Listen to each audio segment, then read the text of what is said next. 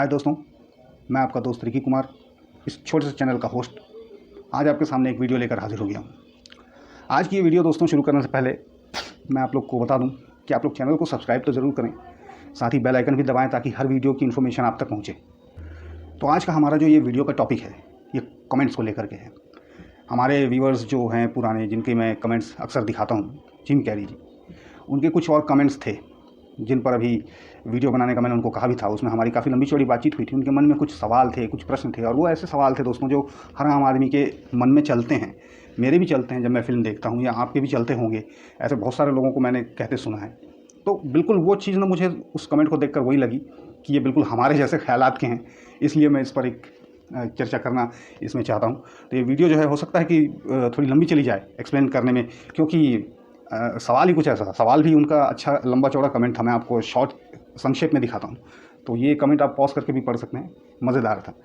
लेकिन उनका जो क्वेश्चन था वो कुछ इस तरह का था कि भाई, एक तो उन्होंने कहीं मेला फिल्म के डायरेक्टर जो हैं उनका कहीं इंटरव्यू देखा था। उसमें उन्होंने कहा था कि आमिर खान और फैज़ल खान को दोनों को बराबर का रोल दिया गया है। लेकिन वो चीज़ जो है जिम कैरी जी को नहीं लगती कि वो बराबर की है, क्योंकि उसमें बहुत सारी चीज़ों में ऊपर नीचे है, ऐसा उनको लगता है। ये मैं आपको संक्षेप में बता रहा हूँ। और दूसरा उन्होंने ये कहा था कि गुज्जर सिंह जो मेला के विलन थे मेन, उनकी काफ़ी अच्छी बॉडी थी। अब उसके साथ में फैज़ल खान की फ़ाइट क्यों नहीं हुई, ये उनके मन में सवाल था। तो जिम कैरी जी ये जो चीज़ें हैं ना, ये सोचते हम लोग भी ऐसे ही हैं। मैं भी सोचता हूँ, हम लोग सब सोचते हैं कहीं ना कहीं। तो ये इस चीज़ पर आज चर्चा हम लोग करते हैं। मैं आपको समझाता हूँ कि वो सब क्या रहता है एक्चुअल में, फिल्में कैसे बनती हैं, ये हम जानेंगे आज। तो वीडियो को दोस्तों पूरा देखना और आपको मज़ा आएगा, और सब्सक्राइब ज़रूर करना। तो चलिए हम शुरू करते हैं वीडियो।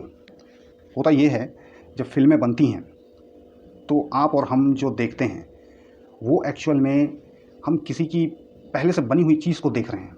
अब आप कहोगे कैसे? तो ये जो फिल्में बनती हैं ना दोस्तों, जो आप हम पर्दे पर देखते हैं, दरअसल ये बहुत पहले किसी के दिमाग में पूरी तरह से बन चुकी होती है, रिलीज़ हो चुकी होती है, और वो चल चुकी होती है। जी हाँ। अब ये दो तरीके से होते हैं। एक तो दो मतलब कंडीशन इसके होते हैं। एक तो डायरेक्टर जो होता है वो ये सोचता है पूरी फिल्म को कि मैं इस कलाकार को लेकर के बनाऊंगा और ऐसा ऐसा करूंगा। वो उसके हिसाब से राइटर को बोलता है कि भाई मुझे ये कलाकार चाहिए, इसमें आपको कहानी लिखनी है। अब राइटर उसके हिसाब से लिखता है। दूसरी चीज़ होती है दोस्तों, कभी कभी राइटर के पास कहानी पूरी तैयार होती है। वो किसी को भी दिमाग में रख के लिखता है कि मैं इस हीरो को सोच के लिख रहा हूँ या उस हीरो को सोच के लिख रहा हूँ, ये ऐसा करेगा वो वैसा करेगा, और वो उस कहानी को डायरेक्टर को देता है, वो उस पर पिक्चर बनाता है। तो ये दो तरीके होते हैं फिल्म के बनने की। तो मतलब आप समझिए, हम लोग जो देख रहे हैं वो तो बहुत पुरानी चीज़ हो गई। इन लोगों ने तो उसको पहले ही देख लिया। ये जो इमेजिनेशन इनकी होती है, वैसे भी डायरेक्टर प्रोड्यूसर एक्टर इन लोगों की इमेजिनेशन और विजुअलाइजेशन जो बोलते हैं ना अपने, क्या बोलते हैं उसको हिंदी में क्या कहते हैं उसको, मतलब यहाँ देख लेना, हर चीज़ को, चलचित्र को देख लेना। तो ये होता है दोस्तों उसमें। तो समझे आप, हम किसी की कल्पना को देखते हैं जिसने सब कुछ देख लिया है, सब कुछ बना लिया है। जैसे कि एग्जांपल हम किसी की ज़िंदगी को भी देखें। ज़िंदगी और फिल्म एक जैसी है लगभग, समझिए। जो ज़िंदगी है वो ऊपर वाले के हाथ में है, वो उसका डायरेक्टर है। उसने सबको लिख के भेजा है ना कि इसका ये होगा, ये होगा, ऐसा करेगा, ऐसा करेगा। वो हम लोग सोचते हैं आदमी को देख के कि इसको तो ऐसा करना चाहिए, इसको तो वैसा करना चाहिए, लेकिन वो कर नहीं पाता क्योंकि उसकी किस्मत में लिखा ही नहीं है। तो उसी तरह ये जो ज़िंदगी एक रील हम देखते हैं लाइफ, इसमें जो डायरेक्टर होता है, राइटर होता है, ये लोगों ने उनकी सब चीज़ें पहले से तय कर दी होती हैं। इसीलिए हम बाद में कहते हैं कि इनको ऐसा करना चाहिए, वैसा करना चाहिए, लेकिन होता नहीं है। मैं भी कहता हूँ, बहुत सारी चीज़ें मेरे भी मन में ऐसे ही रहती हैं। तो ये सब जो चीज़ें हैं, मैं जब एक्टिंग क्लास ज्वाइन किया उसके बाद मैंने सीखा। इसके पहले मुझे भी मालूम नहीं था क्या होता है, कैसे होता है, क्यों ऐसा नहीं करते। बहुत सारे सवाल थे, पर एक्टिंग सीखते सीखते इन चीज़ों को भी सीख गया, क्योंकि डायरेक्टर, कास्टिंग डायरेक्टर, एक्टर, ये लोग आके सब बताते थे। तो ये सब अब मैं आपको बता रहा हूँ। तो जैसा कि आपने कहा था कि इसमें फैज़ल खान का रोल आपको बराबर नहीं लगा, लेकिन वो बराबर था। अब वो कैसे था वो मैं आपको बताता हूँ। आप वीडियो पूरा देखना, बाकी कोई देखे ना देखें, आप तो ज़रूर देखना। देखिए, होता ये है कि फ़िल्म में अगर दो हीरो वाली फ़िल्म है तो एक होता है जो कि उसका फर्स्ट लीड होता है, जो कि आमिर खान थे। सेकंड लीड जो हम कहते हैं वो उसमें फैज़ल खान थे। सेकंड लीड है, वो भी लीड, इसलिए उसको कहा गया है सेकंड लीड। तो वो फैज़ल खान सेकंड लीड का उसमें काम कर रहे थे। इसके पहले फैज़ल खान को उतना ज़्यादा कोई जानता नहीं था। ये सोच करके उन लोगों ने ऐसा डिसाइड किया रहा होगा, क्योंकि आमिर खान की शुरू से एक इमेज अलग रही है। तो इन लोगों ने सोचा होगा कि भाई आमिर खान को मेन लीड में लिया जाए और फैज़ल खान को सेकंड लीड में लिया जाए। तो आपको एक मैं अगर इसमें भी एग्जांपल दे के समझाऊँ, तो जैसे आपने रामायण तो देखी होगी, रामायण पढ़ी होगी, जानते होंगे। तो रामायण में फर्स्ट लीड कौन थे? राम। सेकंड लीड में लक्ष्मण, थर्ड लीड में उसमें थे हनुमान। तो आप यदि फैज़ल खान को हम एक एग्जाम्पल समझें, अगर मेरा फिल्म एक रामायण है तो फैज़ल खान इसमें या तो लक्ष्मण मान के चलो या तो फिर हनुमान मान के चलो। इनके बिना रामायण अधूरी है, मानते हैं आप। सारे मेन काम, बड़े बड़े काम इन लोगों ने ही किए हैं, है ना। आखिरी का जो काम था वो राम भगवान ने किया। तो उसी तरह से, है ना, इसमें जैसे, वरना हम अगर ऐसा सोचें तो जो मैं बचपन में सोचता था वो बताऊं भाई, जब हनुमान जी सीता माता तक पहुंच गए थे तो वो उनको इतना बड़ा रूप लेकर पीठ में बिठा के वापस भी तो ला सकते थे, कहानी वहीं ख़त्म हो जाती। लेकिन ऐसा क्यों? क्योंकि उस कहानी को भी देवी देवताओं ने या तुलसीदास जी ने या वाल्मीकि ने लिख दिया था। ठीक है, वो एक लीला बनी थी ना, एक लीला बोलते हैं। तो ये फिल्में भी एक तरह के नाटक हैं, लीला हैं। तो इसी तरह से फैज़ल खान का रोल समझिए आप, या तो लक्ष्मण समझिए या तो हनुमान समझिए, और उनके बिना काम नहीं बनता, ये भी बात है। इसलिए डायरेक्टर ने कहा कि ये भी अहम रोल में है और इक्वल रोल में है। अब आगे आपको समझाता हूँ। वैसे देखा जाए मेला फिल्म की कहानी किसकी थी? वो कहानी मेन थी रूपा की, यानी कि ट्विंकल खन्ना की। अगर आपने उस फिल्म को ठीक से देखा है दोस्तों, तो ट्विंकल खन्ना का उसमें मेन रोल था, क्योंकि उसके ही बदले की वो एक रिवेंज स्टोरी थी। उसकी बदले की कहानी, उस डाकू ने उसके भाई को मारा था और उसको बदला भी लेना था और अपनी इज्जत भी बचानी थी।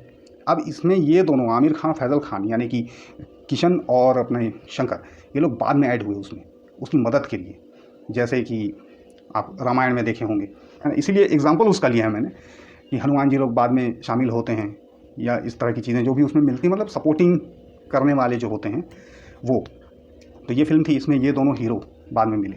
अब इसका क्लाइमेक्स हम ठीक से देखते हैं, यदि आपको इसमें समझ में आ जाएगा। इसका क्लाइमेक्स यदि आप ठीक से देखोगे तो फैज़ल खान को जब गुज्जर की तरफ वो बढ़ते रहते हैं तो एक गोली लगती है। गोली लगने के बाद आदमी तुरंत उठ के किसी से लड़े, ऐसा नहीं सोचते, है ना। थोड़ी बहुत लॉजिक ले लेते हैं कभी कभी फिल्म वाले भी। तो इसलिए उन लोगों ने सोचा कि अभी थोड़ा सा ये ज़ख्मी रहेंगे, तब तक आमिर खान को गुस्सा आएगा। और एक तो ये लव की स्टोरी भी थी उन दोनों की, तो प्यार की ताकत भी दिखानी थी। और आपने जो एक उसमें कहा था ना कि आमिर खान तो मतलब गुज्जर सिंह के टक्कर के लगते नहीं हैं, तो फिर ये ऐसा कैसे हो गया? तो उसके लिए बताता हूँ। आमिर खान जो थे वो प्यार की ताकत भी दिखानी थी उसमें, कि प्यार की ताकत से एक आदमी जो है इस तरह से कर सकता है, तो वो उसने दिखा दिया उसमें। और फिर होता ये भी है दोस्तों कि इंटरेस्ट बनाने के लिए भी फिल्म वाले ऐसा करते हैं। आपने अगर कुश्ती, रेसलिंग वगैरह देखी होगी तो उसमें देखना, एक जो होता है बहुत ज़्यादा तगड़ा होता है और एक उससे थोड़ा लाइट वेट होता है। तो आदमी सोचता है ना, अरे ये दोनों लड़ेंगे कैसे होगा? वही वाली बात थी। वो बनाने के लिए इस चीज़ को क्रिएट किया गया। फैज़ल खान जो सबसे ताकतवर थे, उसमें उनको गोली लगती है, वो वहाँ पर थोड़े धाराशाही होते हैं। उसके बाद फिर देखना आप उसमें बाकी सबको फैज़ल खान ने ही संभाला था। ऐन मौके में जब फिल्म के हीरो आमिर खान उस लड़की को, रूपा को छोड़ के चले जाते हैं, तब फैज़ल खान ने हाथ थामा था, उसके भाई बने, उसके साथ गए, है ना। तो मतलब जो मेन जहाँ जहाँ सपोर्ट की ज़रूरत थी असली, वहाँ वहाँ उनका रोल था। और इसीलिए वो नोटिस किए गए। जो आपने कहा ना कि वो इसमें इतने नोटिस किए गए थे, वो इसीलिए किए गए थे क्योंकि उनका रोल नोटिस करने वाला ही था। अगर नहीं होता तो नोटिस नहीं करते। तो ये चीज़ हुई। फैज़ल खान वहाँ गए, सारे काम उन्होंने संभाले आखिरी तक। और भी देखना आखिरी में बाकी के जो जितने भी गुज्जर के चंकू पंकू थे, उन सबको उन्होंने ही संभाला। फिर से उठ के वो बाद में गोली चलाए सब तरफ, है ना, सबको रोक के रखा, तब आमिर उससे फाइट कर रहे थे। तो इस तरह से उस फिल्म को सजा के बनाया गया था। और फिर अब एकदम क्लाइमेक्स में आ जाइए, बराबर रोल सबका था उसमें। इंसाफ देखो कैसा हुआ फिल्म में। सबसे पहले जो गुज्जर को गोली मारी उस औरत ने मारी, जिसके बेटे, वो जो कार्तिक आर्यन छोटा वाला रोल किया था, उसके बेटे को मारा था गुज्जर ने। सबसे पहली गोली वही चलाती है, उसका हिसाब पूरा हुआ। एक गोली उसने मारी, दूसरी गोली में अपने फैज़ल साहब आ जाते हैं, दूसरी गोली अपने हाथ से फैज़ल खान मारते हैं। फिर भाई होने का फ़र्ज़ निभाने के लिए वो रूपा को बंदूक देते हैं। देखा, ठीक से देखना फिल्म को, है। वो उसको बंदूक देते हैं, एक गोली मार ली उन्होंने, उनका भी हो गया। अब रूपा की बारी आ गई, जिसका मेन था मुद्दा, उसके हाथ कांपते रहते हैं। उसको सपोर्ट देने के लिए फिर पीछे से आमिर खान आते हैं। मतलब एक वो वाली बात होती है ना, मैं तुम्हारे साथ हूँ वाली, तो वही है। तो ये चीज़ें, क्योंकि इन दोनों को फिर बाद में हीरो हीरोइन तो यही लोग थे, पति पत्नी बनना था इनको।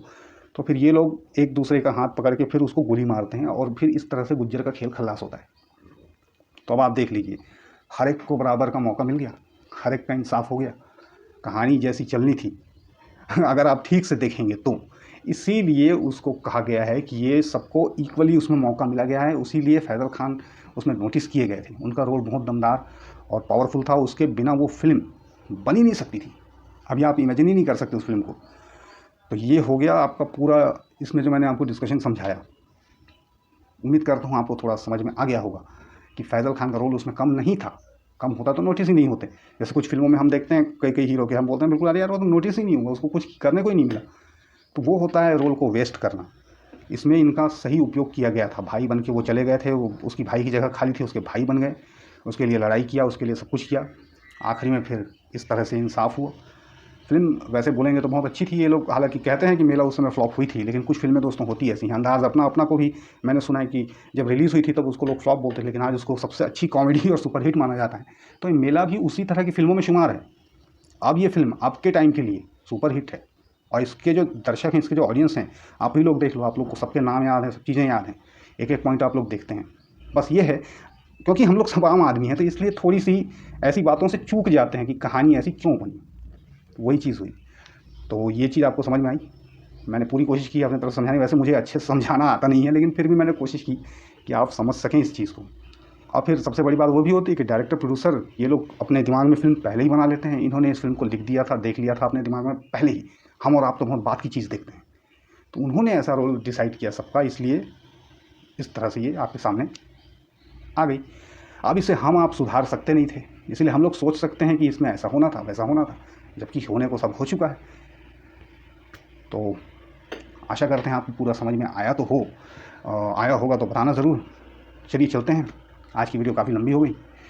फिर मिलेंगे आपसे किसी अगले टॉपिक पर। सब्सक्राइब करते रहना और शेयर करते रहना। बाय।